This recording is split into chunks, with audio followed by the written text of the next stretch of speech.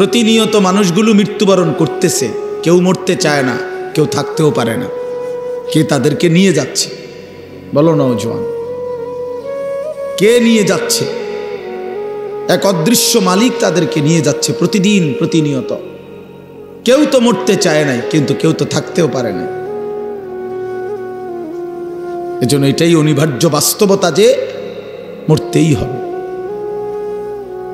যেতেই হবে, ফিরতেই হবে আল্লাহর কাছে, ফিরতেই হবে। তাহলে কাজেই যেটা চিরন্তন বাস্তবতা, যেটা অনিবার্য সত্য, সেটাকে পাশ কাটানো বুদ্ধিমানের কাজ না। এটা কোনো বুদ্ধিমান হইতেই পারে না। মৃত্যু যেহেতু আমাকে বরণ করতেই হবে, আল্লাহর মুখোমুখি যেহেতু আমাকে হতেই হবে, কাজে বুদ্ধিমান তো সেই যে এই ব্যাপারে প্রস্তুতি নেয়। কারণ আমি তো এটা এমন কোনো বেলা আমার নেতা দৈরা এই দল কিংবা ওই দল কিংবা কোনো রকম কোনো ছল ছাতুরি করে যেহেতু আমি কবর থেকে, মৃত্যু থেকে নিজেকে আড়াল করতে পারবো না, কোনো সিস্টেমে নাই, ন্যূনতম কোনো সম্ভাবনাও নাই, তাহলে অতএব কবরের জন্য প্রস্তুতি নেওয়া, আখেরাতের জন্য প্রস্তুতি নেওয়া, এটাই বুদ্ধিমানের কথা। কারণ এটা তো আমাকে বরণ করতে হবে, তার চাইতে ভালো রেডি হয়ে যাই, প্রস্তুতি নিয়েই যাই। মরতেই হবে যখন, যেতেই হবে যখন। আমার বাপ যদি এই কথাটা আমি বুঝি আমার লাভ, আপনি বুঝলে আপনার লাভ। জওয়ান ছেলে তুমি বুঝলে তোমার লাভ। বাপ হাসি ঠাট্টা রং তামাশা, এই খামখেয়ালি, এটা আসলে কোনো জিন্দিগি না। যৌক্তিক কথা এটাই যে বুদ্ধিমান, বিবেকবান, বিচক্ষণ মানুষ কোনো কাজেই পরিকল্পনাহীন করে না। পরিকল্পনাহীন কাজ তো পশুর হইতে পারে, গন্তব্যহীন, টার্গেটবিহীন জীবন তো জানোয়ারের হতে পারে, মানুষের হইতে পারে না। পাগল ছাগলের হইতে পারে, মানুষের হইতে পারে না। কোনো বাসে যদি কোনো প্যাসেঞ্জার উঠা কন্ট্রাক্টর যদি জিজ্ঞেস করে কই নামবেন, এখন প্যাসেঞ্জার যদি বলে তোমার জেনে মন চায় একখানে নামায় দিও, তো সে কি বলবে? হেল্পারে কবি এই পাগল কি লেগে উঠাইলা? এই পাগল বলতেই পারে না কোথায় নামবে। এখন তুমি নওজোয়ান, বলো ভাইয়া তুমি কোথায় থামবা? তোমার মঞ্জিল কোথায়? দিন রাত যারা মোবাইলে ছবি দেখো, প্রিয় বন্ধু, কোথায় গিয়ে থামবা? মানে এই ছবি দেখা থামবে কোথায়? নারী ছাড়া, অশ্লীল দৃশ্য ছাড়া যাদের দিন কাটে না, রাত কাটে না, দোস্ত আমার, থামবা কোথায় গিয়া? একটা হিসাব কও যে ইনশাআল্লাহ হুজুর আমি টার্গেট নিছি 30 বছর নারী দেখব, অথবা আগামী আরো 6 বছর বেডির ছবি দেখব, উলঙ্গ দৃশ্য দেখব, এরপরে থাইমা যাব, সেটা কও। কোনো টার্গেট নাই, কোনো গন্তব্য জানা নাই, পথ জানা নাই। তো এ তো ছাগলের জিন্দিগি, এ তো মাতালের জীবন, তো পাগলের জীবন, এ তো অসুস্থ জিন্দিগি ভাইয়া, এ তো অসভ্য জিন্দিগি, হাইওয়ানের জীবন। কোন সুদখোরকে জিজ্ঞেস করেন, হারামখোর, অবৈধ উপার্জনকারী, ওজনে কম দেয়, কাস্টমারকে ঠকায়, মিথ্যা বলে, হারাম রোজগার করে, এই নাফরমান বাটফারকে জিজ্ঞেস করেন যে কখন থামবা? কতদিন পরে তোমার টার্গেট কয়দিন মিথ্যা বলবা? চাহিদা পূরণ হবে কোন দিন? কশ্চিন কালেও না, কোনোদিনও পূরণ হবে না। রাক্ষসা এই দুনিয়া কোনোদিন তৃপ্ত হতে দেয় না, কাউকে না, কাউকে না, কাউকে না। 7 রাজার ধনও যে পাইছে সেও অতৃপ্ত। ভাই এই যে যাদের হাতে ধরা মোবাইল, এই মোবাইলগুলো নামায় ফেললে ভালো হবে। প্রিয় ভাই, হাতে ধরে মানে মোবাইল হাতে ধরে রেখে রেকর্ড করা যাবে না, আমি নিষেধ করলাম। রেকর্ড ভিডিও কিছুই করা যাবে না। এই মোবাইল হাতে ধরে আলগি দিবেন না।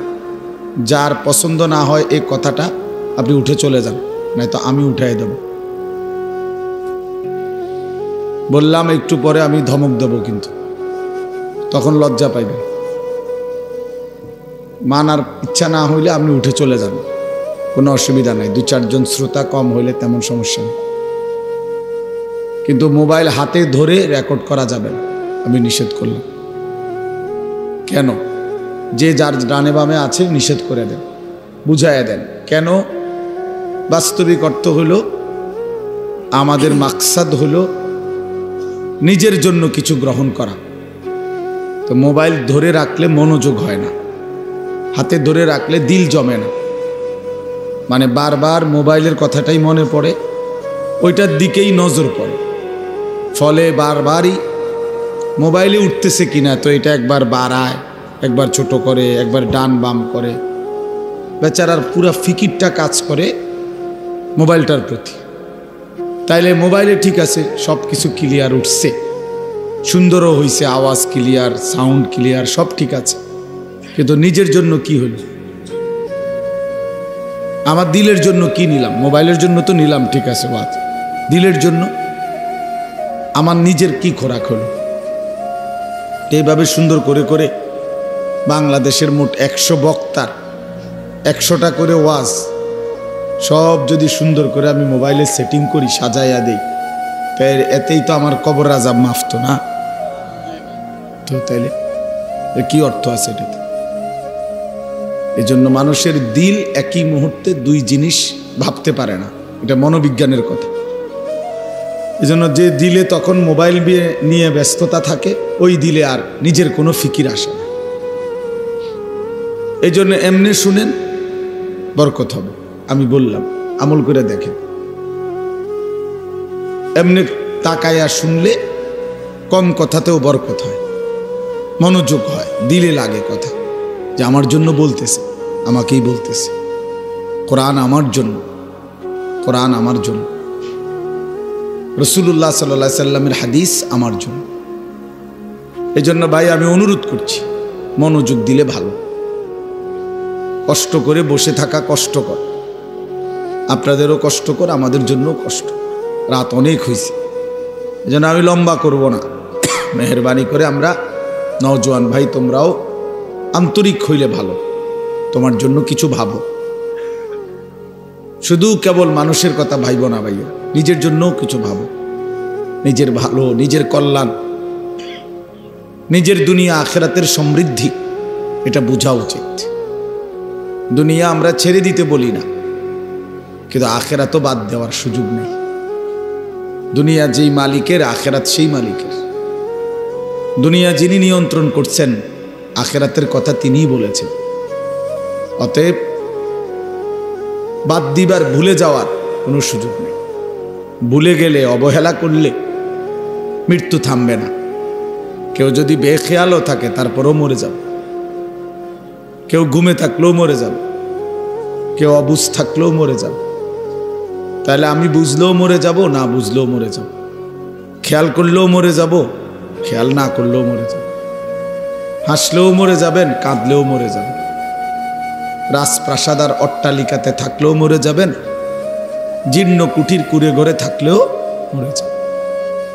মৃত্যু এক অনিবার্য বাস্তবতা, এক চিরন্তন সত্য। এই যে বাচ্চারা এখন দেখাইলো, জানাজা দেখাইলো, ছোটখাটো বিষয় না। ওই বাচ্চা বলছে জানাজা পড়াবার আগে, আল্লাহর নবী সাল্লাল্লাহু আলাইহি ওয়াসাল্লাম বলছেন, আকসিরু যিকরা হাদি মিন লাযযাতিল মাউত।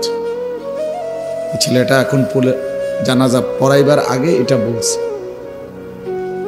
আল্লাহর নবী সাল্লাল্লাহু আলাইহি সাল্লাম বলছেন, উম্মত, সব কিছুর স্বাদ, সব আনন্দ, সব হাসি, সব স্বাদ, সব মজা এক মুহূর্তেই স্তব্ধ করে দিবে, শেষ করে দিবে যেই জিনিস, সেই মৃত্যুকে বারবার বেশি বেশি স্মরণ করে। মৃত্যু আসবে তো এক মুহূর্তেই তোমার জীবনের সব স্পন্দন থামাই দিবে। আর হাত নড়বে না, আর পাও নড়বে না, আর চোখ মিলবে না, আর কান শুনবে না, আর জবান উচ্চারণ করবে না, আর কোনো দিন 1000 আইটেম তরকারির মাছের গোশতের স্বাদ এই জিহ্বাতে আর অনুভূত হবে না। এই পৃথিবীর সব আলো বাতাস থাকবে, রোদ উঠবে, বৃষ্টি আসবে, আলো হবে, অন্ধকার হবে, রাত হবে, দিন হবে, তুমি আর থাকবে না। না তখন আলো দেখবার কোনোদিন, না অন্ধকার। এই জন্য এটা নবী সাল্লাল্লাহু আলাইহি সাল্লাম বলছেন, আকসিরু, তোমরা মৃত্যুকে বেশি বেশি স্মরণ করো। হাদিসের মধ্যে আছে আল্লাহর নবী সাল্লাল্লাহু আলাইহি ওয়াসাল্লামকে সাহাবী জিজ্ঞেস করছে, মান আকিয়াসুন নাস ওয়া আহজামুন নাস, ইয়া রাসূলুল্লাহ, সবচেয়ে বুদ্ধিমান বিচক্ষণ ব্যক্তি কে, সবচেয়ে বিচক্ষণ ব্যক্তি কে? তো নবী সাল্লাল্লাহু আলাইহি ওয়াসাল্লাম বলছেন, আকসারুহুম যিকরান লিল মাউত, যে বেশি বেশি মৃত্যুকে স্মরণ করে, ওয়া আকসারুহুম ইস্তিদাদান লিল মাউত, এবং যে বেশি বেশি মৃত্যুর জন্য প্রস্তুতি গ্রহণ করে, সে সবচেয়ে বুদ্ধিমান, সবচেয়ে বিচক্ষণ। আল্লাহর নবী সাল্লাল্লাহু আলাইহি ওয়াসাল্লাম বলেন, আল কাইয়িসু মান দানা নাফসাহু ওয়া আমিলা লিমা বাদাল মাউত, সবচেয়ে বুদ্ধিমান যে সেই ব্যক্তি যে নিজের হিসাব করে এবং মৃত্যু পরবর্তীর জন্য আমল করে। হিসাব করে নিজের, আজ আমার সারাদিনের অর্জন কি, আজকের সারাদিনে 5 ওয়াক্ত নামাজ তো চলে গেল, আমি পড়লাম কয় ওয়াক্ত? আজকের সারাদিনের 12 ঘন্টা 24 ঘন্টা তো আমার হায়াত থেকে শেষ হলো, আমার এই জবান দিয়ে আল্লাহ পাকের নাম উচ্চারণ হলো কয়বার? কয়বার মনে পড়লো যে আমার একজন মালিক আছে? কয়বার মনে পড়লো আমার একজন রসুল আছে? কয়বার মনে পড়লো আমার একটা ধর্ম আছে? বলেন।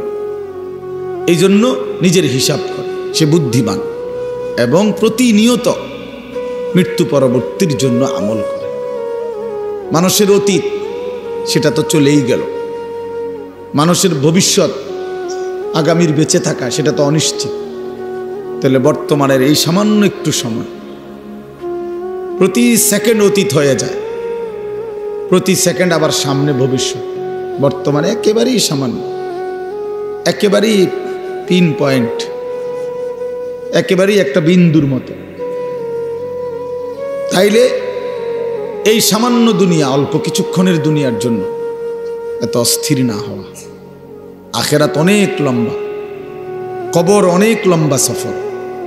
মনে করেন আবু জেহেল মারা গেছে নবীজির জামানায়, কবরে পড়ে আছে আজকে কত বছর? 1450 বছর। আমাগো স্বাভাবিক হিসাব করলেই তো বোঝা যায়। তাইলে যেই নাফরমান নবীজির জামানায় মারা গেছে, তার কবরে যে আজাব হইতেছে, তো এই আজাব তো চলতেছে আজকে 1500 বছর। তো আবু জেহেল মাটির উপরে জমিনে ছিল কয় বছর? আবু জেহেল মাটির উপরে জীবিত ছিল কয় বছর? 200 বছর। তো 60-70 বছর। তা এরকমের বেশি তো গড়ে 60-70 বছর হবে। তো 60-70 বছরে না মাটির উপরে ছিল, তো কবরে পড়েই তো আছে আজকে 1500 বছর। তো আরো কতদিন থাকতে হবে কে জানে। ইসরাফিল ফু দিবে, সেই পর্যন্ত তো আযাব কবরে। এই জন্য যেই কোনো বিবেকে ভাইয়া, আমাদের কবরের জিন্দিগি লম্বা, আখেরাত তো আছেই। আমার দাদার যিনি বাপ ছিল, বা আমার দাদার যিনি দাদা, মনে করেন উনি কবরে গেছে আজকে কতদিন, উনি দুনিয়াতে ছিল কতদিন? ছিল কতদিন? ছিল নয়তো 60 বছর। কিন্তু আমি, আমার বাপ, আমার দাদা, আমার দাদার বাপ, তার দাদা, তাইলে তো সেই হিসাবে প্রায় 150-200 বছরের ব্যবধান হয়ে যাবে। তো কবরে তো পড়ে আছে আজকে 200 বছর। তাহলে যেই কোনো বিবেচনায় আমাদের মাটির উপরের এই হায়াতের চাইতে কবরের জীবন লম্বা। এরপরে তো হাসর, এরপরে তো আখিরাত, এরপরে তো মিজান, এরপরে তো ফুলসিরাত। এই জন্য প্রিয় বন্ধু, প্রিয় বাপ, ভাবা উচিত। সামান্যতম বিবেক যদি কেউ কাজে না লাগায়, সে আসলে মানুষ না। যার বিবেক কোনো কাজ করে না, সে আসলে মানুষ না। বিবেকহীন সে মূলত অমানুষ, সে মানুষ না, সে পশু কিংবা জানোয়ার, হাইওয়ান, চতুষ্পদ জন্তু। এই জন্য ইনসাফের সাথে নিজের জন্য ভাবা উচিত। আমি এটাই বলতেছিলাম, নিজের জন্য ভাবা উচিত। আসলেই আমি কে? আমি আসলাম কোত্থেকে? কে আমাকে পাঠাইলেন? যিনি আমাকে পাঠাইলেন তিনি আমার কাছে কি চাচ্ছেন? আমি যা করছি তিনি তা চাচ্ছেন কিনা? তিনি যা চাচ্ছেন আমি তা করছি কিনা।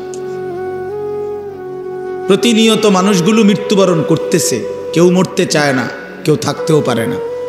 কে তাদেরকে নিয়ে যাচ্ছে বলো নওজোয়ান? কে নিয়ে যাচ্ছে? এক অদৃশ্য মালিক তাদেরকে নিয়ে যাচ্ছে প্রতিদিন, প্রতিনিয়ত। কেউ তো মরতে চায় নাই, কিন্তু কেউ তো থাকতেও পারে না। এজন্য এটাই অনিবার্য বাস্তবতা যে মরতেই হবে, যেতেই হবে, ফিরতেই হবে আল্লাহর কাছে, ফিরতেই হবে। তাহলে কাজেই যেটা চিরন্তন বাস্তবতা, যেটা অনিবার্য সত্য, সেটাকে পাশ কাটানো বুদ্ধিমানের কাজ না। এটা কোনো বুদ্ধিমান হইতেই পারে না। মৃত্যু যেহেতু আমাকে বরণ করতেই হবে, আল্লাহর মুখোমুখি যেহেতু আমাকে হতেই হবে, কাজে বুদ্ধিমান তো সেই যে এই ব্যাপারে প্রস্তুতি নেয়। কারণ আমি তো এটা এমন কোনো বেলা আমার নেতা দৈরা এই দল কিংবা ওই দল কিংবা কোনো রকম কোনো ছল ছাতুরি করে যেহেতু আমি কবর থেকে, মৃত্যু থেকে নিজেকে আড়াল করতে পারবো না, কোনো সিস্টেমে নাই, ন্যূনতম কোনো সম্ভাবনাও নাই, তাহলে অতএব কবরের জন্য প্রস্তুতি নেওয়া, আখেরাতের জন্য প্রস্তুতি নেওয়া, এটাই বুদ্ধিমানের কথা। কারণ এটা তো আমাকে বরণ করতে হবে, তার চাইতে ভালো রেডি হয়ে যাই, প্রস্তুতি নিয়েই যাই। মরতেই হবে যখন, যেতেই হবে যখন। আমার বাপ যদি এই কথাটা আমি বুঝি আমার লাভ, আপনি বুঝলে আপনার লাভ। জওয়ান ছেলে তুমি বুঝলে তোমার লাভ। বাপ হাসি ঠাট্টা রং তামাশা, এই খামখেয়ালি, এটা আসলে কোনো জিন্দিগি না। যৌক্তিক কথা এটাই যে বুদ্ধিমান, বিবেকবান, বিচক্ষণ মানুষ কোনো কাজেই পরিকল্পনাহীন করে না। পরিকল্পনাহীন কাজ তো পশুর হইতে পারে, গন্তব্যহীন, টার্গেটবিহীন জীবন তো জানোয়ারের হতে পারে, মানুষের হইতে পারে না। পাগল ছাগলের হইতে পারে, মানুষের হইতে পারে না। কোনো বাসে যদি কোনো প্যাসেঞ্জার উঠা কন্ট্রাক্টর যদি জিজ্ঞেস করে কই নামবেন, এখন প্যাসেঞ্জার যদি বলে তোমার জেনে মন চায় একখানে নামায় দিও, তো সে কি বলবে? হেল্পারে কবে এই পাগল কি লেগে উঠাইলা? এই পাগল বলতেই পারে না কোথায় নামবে। এখন তুমি নওজোয়ান, বলো ভাইয়া তুমি কোথায় থামবা? তোমার মঞ্জিল কোথায়? দিন রাত যারা মোবাইলে ছবি দেখো, প্রিয় বন্ধু, কোথায় গিয়ে থামবা? মানে এই ছবি দেখা থামবে কোথায়? নারী ছাড়া, অশ্লীল দৃশ্য ছাড়া যাদের দিন কাটে না, রাত কাটে না, দোস্ত আমার, থামবা কোথায় গিয়া? একটা হিসাব কও যে ইনশাআল্লাহ হুজুর আমি টার্গেট নিছি 30 বছর নারী দেখব, অথবা আগামী আরো 6 বছর বেডির ছবি দেখব, উলঙ্গ দৃশ্য দেখব, এরপরে থাইমা যাব, সেটা কও। কোনো টার্গেট নাই, কোনো গন্তব্য জানা নাই, পথ জানা নাই। তো এ তো ছাগলের জিন্দিগি, এ তো মাতালের জীবন, তো পাগলের জীবন, এ তো অসুস্থ জিন্দিগি ভাইয়া, এ তো অসভ্য জিন্দিগি, হাইওয়ানের জীবন। কোন সুদখোরকে জিজ্ঞাসা করেন, হারামখোর, অবৈধ উপার্জনকারী, ওজনে কম দেয়, কাস্টমারকে ঠকায়, মিথ্যা বলে, হারাম রোজগার করে, এই নাফরমান বাটফারকে জিজ্ঞেস করেন যে কখন থামবা? কতদিন পরে তোমার টার্গেট কয়দিন মিথ্যা বলবা? চাহিদা পূরণ হবে কোন দিন? কশ্চিন কালেও না, কোনোদিনও পূরণ হবে না। রাক্ষসা এই দুনিয়া কোনোদিন তৃপ্ত হতে দেয় না, কাউকে না, কাউকে না, কাউকে না। 7 রাজার ধনও যে পাইছে সেও অতৃপ্ত, অতৃপ্ত। 7 মহাদেশের সম্পদের মালিকও যে হইছে সেও অতৃপ্ত। কারুন আল্লাহ তাআলা তাকে অগাধ সম্পদ দিছে। ওয়া আতাইনাহু মিনাল কুনুজি মা ইন্না মাফাতিহাহু লাতানূউ বিল উসবাতি উলিল কুওয়া।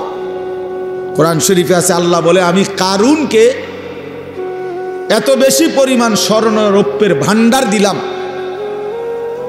ভান্ডার যেগুলোর চাবি বহন করবার জন্য শক্ত সামর্থ্য যুবকের পিঠ বাঁকা হয়ে যাইত, 70 জন যুবকের পিঠ বাঁকা হয়ে যেত, বাঁকা হয়ে যেত। এই অসুবিধা না, আমরা এত পেরেশানি করেন, কিছু অপদার্থ থাকবেই।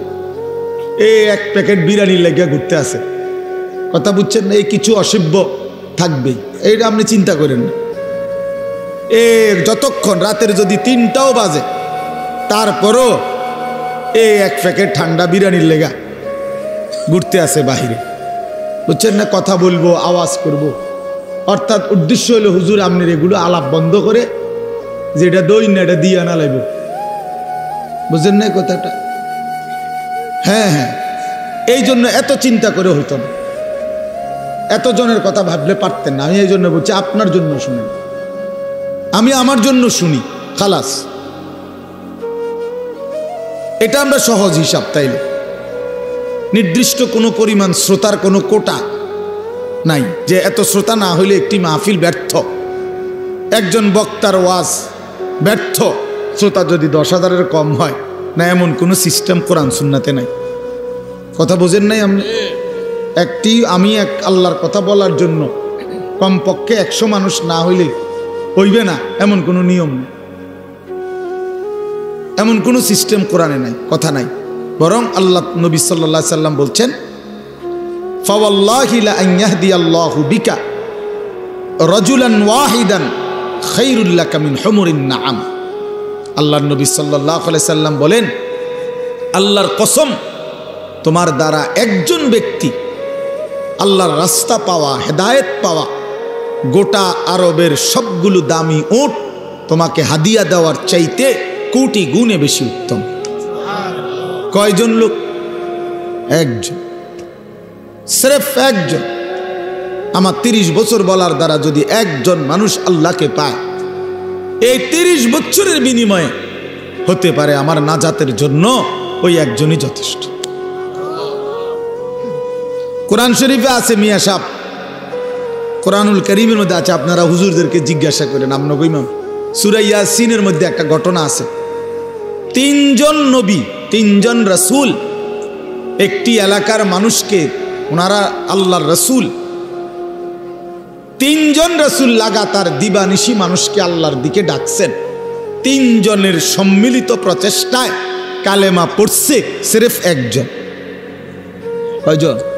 একজন। যা আমিন আকসাল মদিনাতি রাজুলুন, রাজুলুন কয়জন? একজন। অথচ রাসূল 3 জন। ফাআজ্জাজনা বিসালিসিন, এই যে ফাকালু ইন্না ইলাইকুম মুরসালুন। আল্লাহ বলেন, প্রথম দিছিলাম 2 জন, পরে আরো একজন দিয়া মোট 3 জন পুরাইলাম। 3 জনে মিলে বলছে, হে আমাদের জাতি, আমরা 3 জন তোমাদের নিকট আল্লাহর রাসূল। 3 জনের দিবানিশি মেহনতে ইমানদার হয়েছে শুধু একজন। ওয়াজা আমিন আকসাল মদিনাতি রাজুলুন, এই একজন, ওই একজন লোক যেদিন নিজের কালেমা প্রকাশ করছে, পুরা জাতি ওনারে ধইরা মারতে মারতে ওইখানেই শহীদ করে ফেলছে, মেরেই ফেলছে, মেরেই ফেলছে। ঠিক যখন ওনার জান কবজ হয়, তাফসীরের মধ্যে আছে আল্লাহর ফেরেশতারা জান্নাতের ঘর ওনার চোখের সামনে তুলে ধরছে। আর ফেরেশতারা বলছেন, কিলা দুখুলিল জান্নাহ, হে আল্লাহর বান্দা, এই মুহূর্তেই জান্নাতে ঢোকো। ও দুখুল, ও দুখুল, কিলা দুখুলিল জান্নাহ, এখনই জান্নাতে ঢোকো। তখন সেই আল্লাহর বান্দা মরতে মরতে ওই ইমানদার একজন বলতেছে, ক্বালা ইয়া লাইতা কওমি ইয়ালামুন, হায় আমার জাতি, তোমরা যদি বুঝতা, জানতা যে তোমরা আমাকে হত্যা করে রক্ত ঝরিয়ে তোমরা ভেবেছো তোমরা জিতে গেছো। না আমার জাতি, তোমরা আমাকে হত্যা করো নাই, বরং আমারে আমার জান্নাতে ঢুকায় দিছো। ইয়া লাইতা কওমি ইয়ালামুন বিমা গফারা লি রাব্বি, আরে আমার আল্লাহ তো আমারে পুরা মাফ করে দিছে রে। ও জালানি মিনাল মুকরামিন, আমারে তো সম্মানিত জান্নাতি বান্দাদের অন্তর্ভুক্ত করে দিয়েছে। হ্যাঁ, এই জন্য কয়জন ভাইয়া? একজন। একজন একজন মানে ইমানদার কয়জন হইছে? একজন। একজন। এই জন্য সংখ্যা কোনো বিষয় না। 10,000, 10 লাখ, 5,000, 50 লাখ, এটা কোনো কথা না। শ্রোতা কম না বেশি, এটা কোনো বিষয়ই না। বিষয় হলো আল্লাহর কথা বলা, বলতে থাকা, রাত দিন বলতে থাকা, প্রতিটা সুযোগকে কাজে লাগানো। একজন হোক, 10 জন হোক, একাকী হোক, প্রকাশ্যে হোক, হ্যাঁ দিনে হোক, রাতে হোক, মাইক হরন কোনো কিছুই জরুরি না। আল্লাহর কথা বলা, কবি আরশ পর, কবি ফরশ পর, কবি উনকে দর, কবি দর বদর, গমে आशिकी तेरा शुक्रिया मैं कहां कहां से गुजर गया, कभी हो रास्तों में तन्हा, कभी हो गुरूदे सहरा। আল্লাহ, এজন্য বাপ আল্লাহর কথা বলতে থাকা। তো বলতেছিলাম নিজেদের ফিকির করা চাই, নিজের ফিকির দরকার। ফিকির দরকার, দিলের মধ্যে ফিকির দরকার, অন্তরের মধ্যে অনুভূতি দরকার। আমি যে কথাটা বলতেছিলাম, হাফেজে কোরআনের কথা বলতেছিলাম, মূলত একটু আগায়া বসতেন অনুরোধ করছে, যেহেতু রাত হয়েছে, আমারও তো কষ্ট লাগে আপনার করে নাড়াচাড়া করাইতে, কিন্তু এখন তো জায়গা একটু দরকার সামান্য, এই জন্য একটু আগায়া বসেন, যেন একটু হিম্মত করেন, সামান্য এই 1-2 ইঞ্চি করে আগাইলে একটু বরকত হবে। দেখেন ভাই, একটু নড়ে চড়ে বসেন। নওজোয়ান ভাই তোমরাও নড়ে চড়ে বসো, ছেলেরা তোমরা আগায়া বসো ভাই। আল্লাহ তাআলা কোরআনে বলছে, তুমি যদি আমার বান্দাকে জমিনে জায়গা দাও, প্রশস্ত করে দাও একটু জায়গা, আমি তোমার অন্তর প্রশস্ত করে দেব। ইয়াফসাহিল্লাহু লাকুম, আল্লাহ দিল বড় করে দিবে, জান্নাতে জায়গা দিয়ে দেবে ইনশাআল্লাহ। মাশাআল্লাহ। আচ্ছা, তো বলতেছিলাম, এই শেষ কথা শুনেন। তাইলে আমার উদ্দেশ্য ছিল ওই মাঝখানে কথা আবার বদলাইয়া ফেলছিল, মোবাইলের কথা বলতে গিয়ে বলতেছিলাম আর কি, যে কেবল অন্যকে দেখানোর ফিকির এটাই যথেষ্ট না ভাইয়া, নিজের ফিকির করা দরকার। আমার নিজের ফিকির আসা দরকার, আমি কে, আমি কোত্থেকে আসলাম, আমার আসলে কি করণীয়, একটা সুনির্দিষ্ট গন্তব্য, জীবনের একটা লক্ষ্য নির্ধারণ করা, এটা বিবেকবানের উচিত। আমার মনে আছে, আমি ছোটবেলায় প্রাইমারি স্কুলে পড়ছি, যখন আমাদের স্কুলে থাকতেই, প্রাইমারিতে থাকতে, বাংলাতেও ইংরেজিতেও আমরা রচনা লেখছি, পড়ছি, আমার জীবনের লক্ষ্য, এইম ইন লাইফ, এটা ইংরেজি রচনাও পড়ছি, বাংলা রচনাও পড়ছি। আমার জীবনের লক্ষ্য কি, আমার জীবনের টার্গেট কি? তাহলে সুস্থ স্বাভাবিক মানুষ তার জীবনের একটা লক্ষ্য উদ্দেশ্য নির্ধারণ করে। হ্যাঁ, তোমরা যারা 1 ওয়াক্ত নামাজ পড়ো না, আমার বন্ধু, একবার হলো বিবেককে প্রশ্ন করো, তোমার জীবনের লক্ষ্য কি? এর দ্বারা কি বুঝাইতে চাচ্ছ আল্লাহকে? আল্লাহকে কি বলতে চাচ্ছ? যে আল্লাহ, আপনি যে জাহান্নাম দিবেন, আপনি বলেছেন, আমি তার জন্য প্রস্তুতি নিচ্ছি। আপনি যে বলছেন কবরে আযাব দিবেন, কাউকে না কাউকে দিবেন, তো সেই ভাগ্যবানটা আমি হতে চাচ্ছি, সেই বদনসিব দুর্ভাগা আমি হতে চাচ্ছি। আপনি আমারই আযাব দিয়েন, আমারই আযাব দিয়ে দেখি আপনি কি করতেন পারেন। কোরআন শরীফে আছে, আল্লাহ তাআলা বলছে, আম আবরামু আমরান ফাইন্না মুবরিমুন। আল্লাহ বলছে, আমার নাফরমান বান্দা, তোমাকে আমি কি কি শাস্তি দেব আমি তা ঠিক করে নিয়েছি। আমার কবরে, হাসরে, জাহান্নামে তুমি, আমি আল্লাহর আযাব থেকে কেমনে বাঁচবা, তুমি তোমার ব্যবস্থা করে নিও। আল্লাহ চ্যালেঞ্জ করছে কোরআন শরীফের,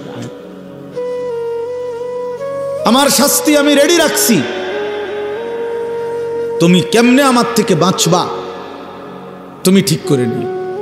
কথা বললো না ভাই, একজন আরেকজন লোক হাসাহাসি করো না, ওই ছেলে বেটকায়ও না, ব্যাককলের মতো বেউকুফ।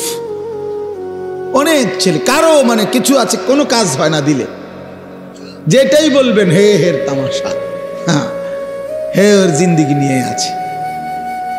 যদি বলেন আর তোমারে তো বলতেছে, ও হ্যাঁ ও আমারে নি কয়, আমি তো এই ডকের। আফসোসের ব্যাপার, আসলে আফসোসের। অনেক বড় বদনসিব যে নিজের নাফরমানির কথা বলেও শুনলেও মনে পড়লেও যার ভিতরে সামান্যতম কোনো অনুশোচনা জাগে না, তার চাইতে বড় লানত আর কিছু হতে পারে। কমপক্ষে তো একটু অনুশোচনা, লজ্জিত অনুভূতি হওয়া উচিত, যাহা আমাকেই তো বলছে, আমি তো এমন। আল্লাহ আমাদেরকে বুঝ দান করেন। তাই জন্য বললাম, আল্লাহ তাআলা এটা বলছেন, বান্দা তোমারে আমি কি শাস্তি দেব তা ঠিক রেখেছি, তুমি কেমনে বাঁচবা তুমি ঠিক করো, তুমি ঠিক করো, তুমি আমার আযাব থেকে কেমনে বাঁচবা। ফাকাইফা তাত্তাকুনা ইন কাফারতুম ইয়াওমান ইয়াজআলুল বিলদানা শিবা। কোরআন শরীফে আল্লাহ বলে, বান্দা এই যে দিন রাত তুমি আমার নাফরমানি করছো, হায় বান্দা জানো সেই হাসরের দিন তুমি কেমনে বাঁচবা, যে দিনের একদিনের পেরেশানি, কষ্ট, দুঃখ, যন্ত্রণা। আল্লাহ নিজে বলছে, খোদার কসম বাপ, আল্লাহ বলছে বান্দা একদিনের পেরেশানি হাসরের মাঠের কুলের বাচ্চাটাকে বুড়া বানায় ফেলে, একদিনে। ইয়াজআলুল বিলদানা শিবা, অর্থ হইল বাচ্চা বুড়া হয়ে যাবে একদিনে, একদিনেই। মানুষ বলে না যে ভাই আমার এক সপ্তাহ টেনশনে চুল পাইকা গেছে, বুঝেন নাই কথাটা? এমন বিপদ গেছে ভাই আমার উপরে, এমন মুসিবত গেছে বলার মতো না। এই 15 দিনের মুসিবতে আমার চুল পাইকা গেছে, চুল পাইকা গেছে। এই জন্য বললাম আমাদের এটা ফিকির চাই। আমি এই জন্যই বলছি যে নিজের ফিকির করা দরকার। মোবাইলের কথা বলতে গিয়ে এটা বলছি না। আচ্ছা যাই হোক, তো এরপরে ওই হাফেজে কোরআনের কথাটা শেষ করতে চাচ্ছিলাম যে আল্লাহ তাআলা কোরআনুল কারীমের মধ্যে বলছেন, আমি কোরআনকে হেফাজত করব, সংরক্ষণ করব কিয়ামত পর্যন্তের জন্য। এখন আল্লাহকে যদি আমরা প্রশ্ন করি যে মালিক আপনি যে বলছেন কোরআন সংরক্ষণ করবেন, হেফাজত করবেন, তো সংরক্ষণের পদ্ধতি কি কি হবে, এটা দুই একটা আইটেম বলেন। তো আল্লাহ তাআলা বলেন, একটা অন্যতম পদ্ধতি হলো আমি যুগে যুগে আমি আল্লাহ আমার বান্দাদের মধ্য থেকে এমন কিছু দিল, এমন কিছু সিনা আমি নির্বাচিত করব, যেই সিনাগুলোতে আমি আল্লাহ আমার কোরআন জমা রাখব। এগুলো আমার বাছাই, এগুলো আমার বাছাই। সুম্মা আওরাসনাল কিতাবাল্লাযীনা ইসতাফাইনা মিন ইবাদিনা।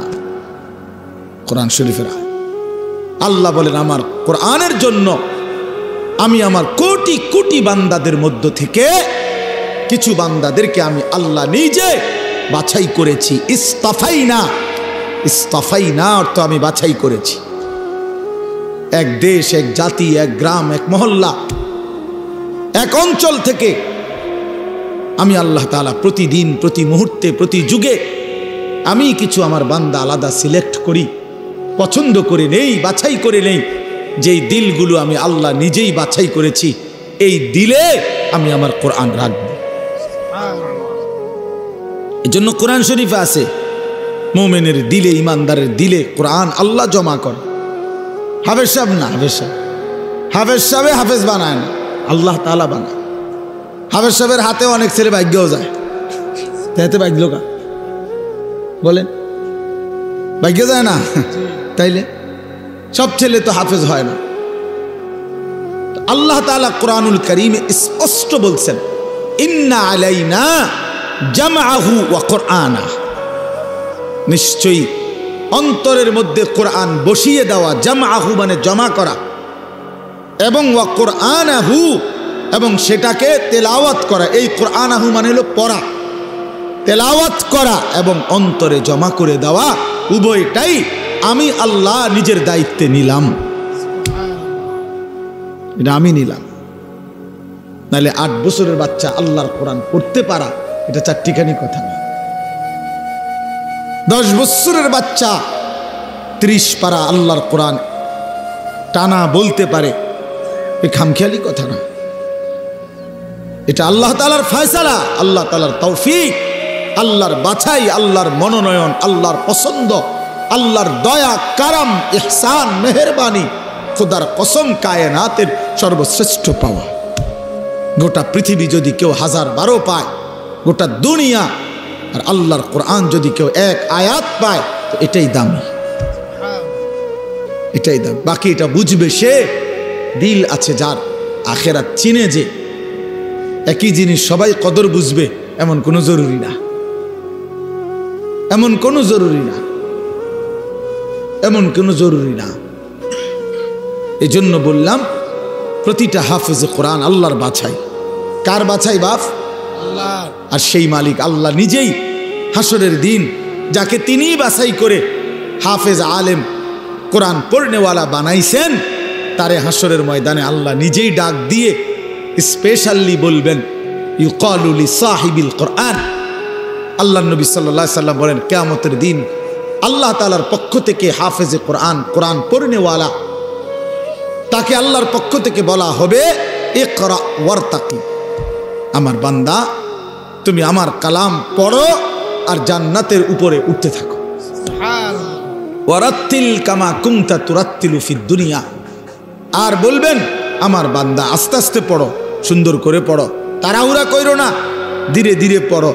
তোমার লিফট আমি আল্লাহ অন করে দিছি, তুমি মাঝখান দিয়ে কোনো সুইচ বাটন টিপো না, তুমি কোনো টিপ দিবা না সুইচ, এটা উঠতেছে লিফট, এটা এটার মতোই উঠবে, তুমি শুধু পড়তে থাকো আর তাড়াহুড়াও করো না, আস্তে আস্তে তার তিলের সাথে সুন্দরভাবে যত্ন নিয়ে মহব্বত দিয়ে তাজবিদ মাখরাজ সব বিশুদ্ধ উচ্চারণ ঠিক রেখে তুমি ধীরে ধীরে পড়তে থাকো। তোমার লিফট অন করা আছে, এটা উঠতেছে উঠতেছে উঠতেছে, তো থামবে কখন, থামবে কোথায়? ফা ইন্না মানজিলাতাকা ইনদা আখিরি আয়াতিন তাকরাউহা, তোমার তেলাওয়াত যেখানে গিয়ে শেষ হবে তোমার লিফট স্বয়ংক্রিয়ভাবে সেখানেই থেমে যাবে। ওইটাই তোমার মঞ্জিল, ওইটাই তোমার ঘর, ওইটাই তোমার ফ্ল্যাট, ওইটাই তোমার বাসভবন। হ্যাঁ, 30 পারা কোরআন শেষ করবা তো তুমি 6000-এর চাইতে বেশি তালা পার করে ওইখান থেকে হাত নাড়াইবা যে এই যে ভাই সাহেব আমি এখানে আছি, গ্রামবাসী দেখেন আমি এখানে আছি। এই জন্য কোরআনুল কারীমের হাফেজ অনেক দামি, অনেক দামি। আপনার চোখে এটা একটা সামান্য পাগড়ি, আমাদের চোখে এটা অনেক কিছু, এটা অনেক কিছু। এটা 300 টাকার একটা পাগড়ি না, এটা অনেক বড় সম্মান, অনেক বড় এজাজ, অনেক বড় মর্যাদা। এটা আল্লাহর দান, যালিকা ফাদলুল্লাহ ইউতিহি মান ইয়াশা। আল্লাহ বলছেন এটা আল্লাহ তাআলার অনুগ্রহ, আর তিনি যাকে ইচ্ছে করেন এমন দয়া তিনি তাকে করেন, আল্লাহই করেন, আল্লাহই করেন। এজন্য স্বপ্ন দেখেন, কলিজা দিয়া ভাইবেন, আল্লাহর কাছে দোয়া করবেন যে আল্লাহ আমার সন্তান যেন হাফেজে কোরআন হয়, আমার সন্তানকে আপনি আপনার সেই পছন্দনীয় বান্দাদের অন্তর্ভুক্ত করেন, যাদের জন্য আপনি কোরআন দিবেন, যাদের সিনায় আপনি সিদ্ধান্ত নিছেন আমার ছেলেটাকে সেই দলভুক্ত করে দিয়েন। আমিন। আল্লাহ আমাদেরকে কবুল করে নেন, আমাদের প্রত্যেকের সন্তানকে আল্লাহ তাআলা কোরআন পড়নেওয়ালা বানিয়ে দেন। যেই বাচ্চাগুলো আপনাদেরকে জানাজার নামাজ দেখাইছে, আমাদের সারা বাংলাদেশে আলহামদুলিল্লাহ নুরানি পদ্ধতি এতটা জনপ্রিয়, এখন আমার তো দৃষ্টিতে এখন আর এগুলো কিচ্ছু দেখাইতে হয় না। আলহামদুলিল্লাহ এত বেশি মুসলমান চিনে এখন যে বাচ্চাকে দিন শিখাবে, তো নুরানি পদ্ধতির চাইতে বিকল্প, এর চাইতে সুন্দর চমৎকার কিছু আছে আমার জানা নেই, আর এর চাইতে সুন্দর কিছু জানা নেই। এমন চমৎকার, এমন নিখুঁত উপস্থাপনা আর কোনোখানে নাই, কোনোখানে নাই। একটা একটা করে 3টা চাদর, কোনটা বিছাইলাম, কোনটা আগে দিলাম, কোনটা বামেরটা আগে ডানেরটা পরে, 3টা বান দিলাম, প্রথম বান মাথায়, এইভাবে নিখুঁত উপস্থাপনা এবং নিখুঁত চমৎকার সুন্দর বলা, নুরানি পদ্ধতির চাইতে আদর্শ পদ্ধতি, চমৎকার পদ্ধতি ছোট বাচ্চাকে দিন শিখানোর, কালেমা শিখানোর, ইসলাম শিখানোর, এর চাইতে আদর্শ কোনো সিস্টেম অন্য কারো কাছে নাই। আলহামদুলিল্লাহ। আমি মদিনা শরীফ মসজিদে নববীতে রাসূলুল্লাহ সাল্লাল্লাহু আলাইহি ওয়াসাল্লামের রওজায়ে আতহার যেখানে, সেই মদিনা শরীফে মসজিদে নববীতে মদিনার বাচ্চারা, ছোট ছোট বাচ্চারা মদিনা শরীফের এই মসজিদে নববীতেই মক্তব পড়ে। ফজরের পরে, আসরের পরে মক্তব আছে। ওইখানে অনেক উস্তাদ আছে, এ আলাদা আলাদা খুঁটির পাশে পাশে উস্তাদরা বসে, আর এই মদিনার সুন্দর সুন্দর ছোট ছোট বাচ্চাগুলা এগুলা পড়তে আসে।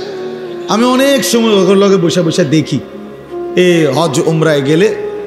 তো আমি নিজে আপনার এরকম বাচ্চা, একবার এক বাচ্চারে বললাম, তোমার বইটা দাও, এটা একটু আরবিতে, পায় দিচ্ছে না আমারে।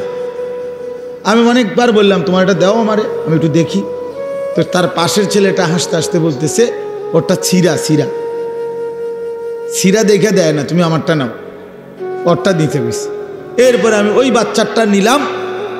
এরপরে প্রথম পৃষ্ঠার দিকে খুলে দেখি, এই বাচ্চাদের এই মদিনায় আরবে যে বইটা, কায়দাটা বাচ্চাদের মক্তবের, ওটার মধ্যে একেবারে স্পষ্ট বড় অক্ষরে লেখা আছে, আল কায়দাতুন নুরানিয়া, নুরানি কায়দা। তাও আমি পরে 4 রিয়াল দিয়া এটা কিনে আনছি, আমার কাছে আছে নুরানি কায়দা। মানে এই নুরানি পদ্ধতি হযরত মাওলানা কারি বেলায়েত হোসাইন রহমতুল্লাহ আলাই, এই মহামানুষটি 43 বছর একটানা উনি বলছেন আমাকে। হাফিজি হুজুর রহমতুল্লাহ আলাই বলছিলেন, হাফিজি হুজুর বলছিলেন, হাকিমুল উম্মত মুজাদ্দিদুল মিল্লাত হযরত মাওলানা শাহ আশরাফ আলী থানভী রহমতুল্লাহ আজাল্লে বড় উঁচা একজন খলিফা ছিলেন হাফিজি হুজুর রহমতুল্লাহ আলাই। বাংলাদেশের সমস্ত ইমানদার ওনার নাম জানে, হাফিজি রহমতুল্লাহ আলাই। এই উনি উনারে বলছিলেন কারি বেলায়েত হোসেন সাহেবকে, যে আপনি এমন একটা সুন্দর সহজ কোনো কৌশল, মুসলমানের বাচ্চারা দিন শিখবে, সূরা কেরাত, দোয়া কালাম শিখবে, আপনি একটা পদ্ধতি বাহির করেন। উনি 43 বছর একটানা ওই নুরানির বই, বাচ্চাদের যে বই পড়ায়, আপনি বইয়ের শুরুতে ভূমিকাতে এটা লেখা আছে। উনি বলছেন আমার 43 বছরের সাধনার ফসল এই নুরানি পদ্ধতি, এই সুরে সুরে বলা, এই টাইনা টাইনা বলা, এই কোনটার পরে কোনটা সিরিয়ালে বলা, 2 রাকাত নামাজে 60টি মাসআলা, এই এমনি এমনি এক সুন্দর তালে তালে কয়, অজু ভঙ্গের কারণ এতটি, নামাজ ভঙ্গের কারণ এইটা। আমার মাদ্রাসা তো দেখ বাচ্চা ওই যে হুজুরে যে পড়বার সময় এমনি একটু ডুলছে, ও বাচ্চা ওই ঘড়িটা কইবার সময় ডোলে। আরে তো ডোলো কা, ওই যে ওস্তাদ যে এমনি ডুলছে, হেতে এই ডুলাটাও ঠিক রাখছে, এমন নিখুঁত, এমন চমৎকার। এই জন্য আমি এইটাও আপনাদেরকে বললাম, নুরানি পদ্ধতি আল্লাহ তাআলার কাছে একটা মকবুল পদ্ধতি। আলহামদুলিল্লাহ, আপনাদের বাচ্চাদেরকে আপনারা কোরআন শিখাবেন, দিন শিখাবেন। ছোট্টবেলার এই 3 বছরের নুরানি, আমার শায়েখ আল্লামা মুফতি মুশতাকুন নবী সাহেব বলে, এই 3টা টিকা 3 বছরে, মানে নুরানির 3টা টিকা দিয়া দিয়েন, মৃত্যু পর্যন্ত আল্লাহকে ভুলবে না, সেজদা ভুলবে না, নামাজ ভুলবে না, সূরা কেরাত আর অশুদ্ধ হবে না, শুদ্ধ হবে। আমার ছোট্ট এই জীবনে, রাগ করেন না, আমার জীবনে আমরাও শত শত জানাজা আমরাও দেখছি, পড়তে গেছি, পড়তে যাই, বহুত মাতবর আইয়া জানাজার টাইমের আগের থেকে রেডি হইয়া থাকে, মাইকটাকে দূর বক্তব্য দিব, হ্যাঁ 1 মিনিট 1.5 মিনিট, হ্যাঁ আগের ওয়াক্ত নামাজ পড়ছে কিনা ফরজ সন্দেহ আছে, কিন্তু জানাজার সামনে আগে একবারে রেডি, মানে কুদুর বক্তৃতা দিব এখানে। আপনার এই বক্তৃতা দিতে গিয়ে কুল্লু নাফসিং যায়িকাতুল মাউত, এই বাচ্চা যে পড়লো, এইটা অনেকেই পড়ে, মানে এটা কয় আর কি, কইবার সময় যে ডক, এটার উচ্চারণ, হ্যাঁ আমি প্রায় আমার সাথে কেউ লোক হাসি, আমি দেখছো চান্দুর নামাজের কি দশা বুঝাইতো যায়, হ্যাঁ তাই না, যে নামাজ পড়ে সূরা কেরাত যে কিচ্ছু হয় না, এ তো কুল্লু নাফসিন হুন্নেই বুঝা গেছে, আর কি তা আর কি আপনার তো এইটা যে এই ডকের আপনার তাব্বাতিয়াতা তো এরুমই, আপনার আত্মাহিয়াত তো মানে শতভাগ অশুদ্ধ, শতভাগ অশুদ্ধ। বদনসিব বেটা ওই মুসলমান, দুর্ভাগা বেটা, মন্দ কপাল, অভিশপ্ত ওই জীবন মুসলমান। 60 বছরে, 50 বছরে, 40 বছরে এত বড় আসমান ও জমিন আল্লাহর ভোগ কইরা, এত বড় দুনিয়া ভোগ করে আল্লাহর দেওয়া কোরআন 4টা সূরা 5টা সূরা শুদ্ধ করে পড়তে পারে না, আত্তাহিয়াতুটাও পড়তে পারে না, দোয়ায়ে কুনুতটাও শুদ্ধ উচ্চারণ করতে পারে না।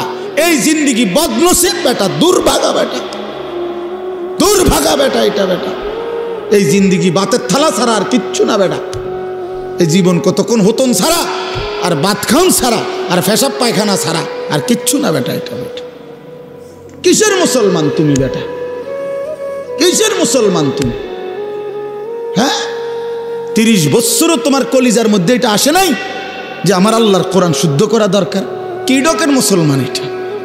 60 বছরের বুড়ো হয়ে গেছে, আজও কোনোদিন কলিজার ভিতরে আসে নাই আল্লাহর কোরআন শুদ্ধ করা উচিত। বইয়া বইয়া সাদওয়ানে শুধু গপ মারে আর হুজুরদের বদনাম করে। অমুক হুজুরের আকিদা বালা না, অমুক হুজুরের আকিদারে কামড়াইছে। আপনার আকিদা একবারে সাদওয়ানে বাইয়া বাইয়া পড়তে আছে একদম আপনার আকিদা।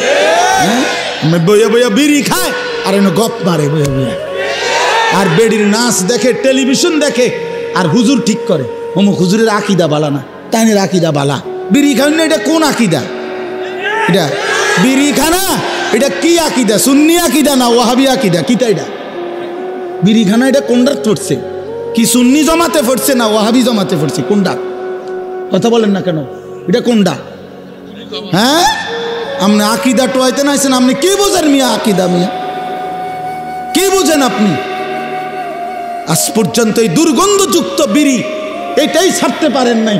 এবারটা শিখায় আকিদা, অমুকের আকিদা বলে বালান, আমার অমুকের আকিদা বালান। আপনি তো শরীরে গন্ধের কারণে কাছে যাওয়া যায় না, আপনার দুর্গন্ধ। ওটা আকিদা ঠিক করে। চা দোকানে টেলিভিশন চা, আগ করলে গালি দেয়, কথা কইলে গালি ছাড়া কথা বলতে পারে না। কি আশ্চর্য মুসলমান, অবাক করা মুসলমান। বিড়ি সিগারেট একটি দুর্গন্ধ জাতীয় নিকৃষ্ট বস্তু। আল্লাহর নবী সাল্লাল্লাহু আলাইহি সাল্লাম ইন্তেকাল পর্যন্ত কোনোদিন দুর্গন্ধ নবী পছন্দ করতেন না। যিনি কাঁচা পেঁয়াজের গন্ধ পছন্দ করতেন না, কাঁচা রসুনের গন্ধ নবী পছন্দ করতেন না, নবীজি ঘামের দুর্গন্ধ পছন্দ করতেন না। আল্লাহর নবী সাল্লাল্লাহু আলাইহি সাল্লাম যখন হাঁটতেন ওই জায়গাটা, রাস্তাটা পুরা মেশক আম্বরের ঘ্রাণ হয়ে যাইত। তার পবিত্র দেহ থেকে ঘাম ঝরিলে সেটা আতর হিসাবে সাহাবায়ে কেরাম ব্যবহার করত। এত পবিত্র, এত সুঘ্রাণ। নবীজি বলতেন 3টা জিনিস দুনিয়াতে আমার সবচেয়ে প্রিয়। একটা হলো আতর, 1 নাম্বার সুগন্ধি, আত্মীব। 1 নম্বরে নবীর ভালোবাসার বস্তু ছিল সুগন্ধি, আতর। আল্লাহর নবী সাল্লাল্লাহু আলাইহি ওয়াসাল্লাম, আমি এই মাত্র আমার হারিস ভাই আমার আতর নিচে গা এখন মানে দিছি, এখন ওনার ওই যে বয়ান করলো তোমার বন্ধু দোস্ত মানুষ, আমি আতর লাগাইতেছি, ওই যে চমৎকার গ্রান, আমি নেন আপনার হাত দিয়ে দিলাম, এই যে এখন দিয়ে পড়ছি পকেটেরটা। তো বলতেছিলাম যে আল্লাহর নবী সাল্লাল্লাহু আলাইহি সাল্লামের সবচেয়ে প্রিয় বস্তু ছিল আতর, যিনি কখনোই দুর্গন্ধ পছন্দ করতে পারতেন না। এই মুসলমান, এই দুর্গন্ধওয়ালা, এই বিড়ির গন্ধওয়ালা মুখ নিয়া সেই নবী যিনি চিরদিন সুগন্ধিময় ছিলেন, তার সামনে কেমনে দাঁড়াইবেন সুপারিশের জন্য? লজ্জা করবে না? হ্যাঁ, শরম করবে না? ফেরেশতা যদি ধাক্কা মারে, সর বেড়া আনতে বেড়া, বিড়ির গন্ধে কাঁচাই যায় না, সর, তোর আবার কি সুপারিশ বেড়া? তখন কি বলবেন? তখন কি বলবেন বলেন? ইনসাফ করে বলেন। এজন্য ছেড়ে দেন দুর্গন্ধময় এই বস্তু। যাদের এই বিড়ি সিগারেটের বদ অভ্যাস আছে, এটা নিকৃষ্ট অভ্যাস না। আছে আয়ুন, তোমারও দোষ আছে, মানুষেরও চোখ আছে। তোমারও কি আছে? দোষ আছে। মানুষেরও কি আছে? চোখ আছে। মানুষ চিনতে ভুল করে না। এজন্য দয়া করে, নাফরমান হিসাবেই পরিচিত সুদখোর, ঘুষখোর, হারামখোর, জেনাকারী, বেবিচারী, বেপর্দা, অসভ্য, এই নামেই পরিচিত হওয়া, এটার চাইতে ঘৃণা লজ্জা আর কি হতে পারে বাপ। এই জন্য আমি অনুরোধ করি এবারের রমজানকে টার্গেট করে আমরা গুনাহ ছেড়ে দেই। বলেন ইনশাআল্লাহ বরকত হবে। একটাবার হিম্মত করিলে, সাহস করিলে ইনশাআল্লাহ। মোমেন হারে না, মোমেন হারে না। কোনো সময় পৃথিবীতে ইমানদার হারে নাই, এটা জানেন? এই 1450 বছরের ভিতরে ইমানদার কখনোই হারে নাই। পৃথিবীর কোনো যুদ্ধে, পৃথিবীর কোনো কাফের দুশ্মনের মোকাবেলায় ইমানদার কখনোই হারে নাই। কি হইছে? যতবারই রক্ত ঝরছে, যতবারই শহীদ হইছে, যতবারই মোমেনের খুন ঝরছে, সময়ের ব্যবধানে সেখানেই কালেমার পতাকা উঠছে। এটাই চিরসত্য। মোমেনের খুন বৃথা যায় না, শহীদের রক্ত বৃথা যায় না, যেতেই পারে না। এটা সিস্টেমে নাই। এই রক্ত পবিত্র রক্ত, শাহাদাতের রক্ত পবিত্র রক্ত। যে জমিন রক্ত চুষেছে শহীদের, সে জমিনে কালেমার পতাকা উড়বেই। এজন্য গাজা, ফিলিস্তিন বিজয় হবেই। এখানে কালেমার পতাকা উড়বেই। ইসরায়েলের কুত্তারা হেরে যাবেই। ইতিমধ্যে হেরে গেছে অর্ধেক। এখন তো যুদ্ধবিরতি। কুত্তার মতো ঘাড় নোয়াইয়া, ঘাড় নামাইয়া সারা পৃথিবী ইউরোপের সাহায্য নিয়ে, হাজার হাজার কোটি মার্কিন ডলারের সহযোগিতা নিয়ে, সর্বাধুনিক অস্ত্র দিয়েও 15 মাস যুদ্ধ করেও গাজা একটি অঞ্চলের মুসলমান মুজাহিদিনদের সাথে পারে নাই, পারে নাই। 50,000 মুসলমান শহীদ করছে, 6 লক্ষ বাচ্চা এতিম করে ফেলছে, হাজার লাখ মা বোন স্বামী হারা, বাপ হারা, সন্তান হারা। এই সব কিছুর বিনিময়েও ইসরায়েলের ইহুদি কুত্তারা 15 মাস লাগাতার যুদ্ধ করার পরেও এই জানুয়ারিতে তারা যুদ্ধবিরতি দিয়ে ইসরায়েলের বেঈমান ইসরায়েলে ফিরে গেছে। আবার যুদ্ধ করবে, ঠিক আছে, আবার হারবে। এই যুদ্ধ করতে করতে একদিন একেবারে নিশ্চিহ্ন হইয়া কালেমার পতাকা পুরা ফিলিস্তিনে উড়বে। ইসরায়েল নামে পৃথিবীতে মূলত কোনো রাষ্ট্র নাই। এটা কোনো রাষ্ট্র না, এটা ফিলিস্তিন। পুরাটা মূলত কি? ফিলিস্তিন। ফিলিস্তিন জন্য নওজোয়ান, ইনশাআল্লাহ তুমি যদি চরিত্রবান হও, সেজদাওয়ালা হও, খোদার কসম একদিন ফিলিস্তিনে তুমি যাইবা ইনশাআল্লাহ। সারা পৃথিবীর বেঈমানের বিরুদ্ধে তোমরা লড়বা ইনশাআল্লাহ। ইনশাআল্লাহ দেখো, তুমি হিম্মত করো। আল্লাহ তাআলা মুসলমানকে বানাইছেন শুধু মিরপুরের লাগিয়া না। আল্লাহ তাআলা তোমারে শুধু ব্রাহ্মণপাড়ার জন্য বানায় নাই। আল্লাহ তোমারে বুড়িচংয়ের জন্য বানায় না, উখরিজাত লিন্নাস, গোটা বিশ্ব মানবতার জন্য বানাইছেন। হ্যাঁ, ইমানদার কালেমার পতাকা উড়াবে পৃথিবীর এই প্রান্ত থেকে ওই প্রান্তে, ওই প্রান্ত থেকে ওই প্রান্তে। সারা জাহাঁ হামারা, চীন ও আরব হামারা, হিন্দু সেতা হামারা, মুসলিম হে হাম ওতন হে, সারা জাহাঁ হামারা। মুসলমান, সারা পৃথিবী আমার, সারা পৃথিবী আমার, সবটা আমার মালিকের, তো আমার। এই জন্য আমরা ইনশাআল্লাহ রমজানকে টার্গেট রেখে চরিত্র ভালো করি। গুনাহ বাপ থেকে 5 ওয়াক্ত নামাজ, রমজানের 20 রাকাত তারাবি, ইফতার, সাহরি, শেষ দশকের এতেকাফ, শবে কদরের তালাশ, প্রতিদিন দোয়া, কান্নাকাটি, কোরআনুল কারীমের তেলাওয়াত, জিকির, তেলাওয়াত। যাদের সূরা কেরাত অশুদ্ধ তারা সূরা কেরাত ঠিক করেন, দোয়া কালাম ঠিক করেন। রমজানটাকে পুরা আপনারে দেখলেই যেন মনে হয়, আপনার রমজান দেখলেই মনে হয় আপনি অন্য ফিকিরে আছেন, আখিরাতের ফিকিরে। কোন ফিকিরে? আখিরাতের। আল্লাহ তাআলা আমাকেও তৌফিক দেন, আমাদের সবাইকেই ঈমান আমলের জিন্দেগি গ্রহণ করে রমজান পর্যন্ত হায়াত ভিক্ষা দান করেন। আমিন। সুবহানাল্লাহি ওয়া বিহামদিহি, সুবহানাকাল্লাহুম্মা ওয়া বিহামদিকা, আশহাদু আল্লা ইলাহা ইল্লা আনতা, আস্তাগফিরুকা ওয়া আতুবু ইলাইক।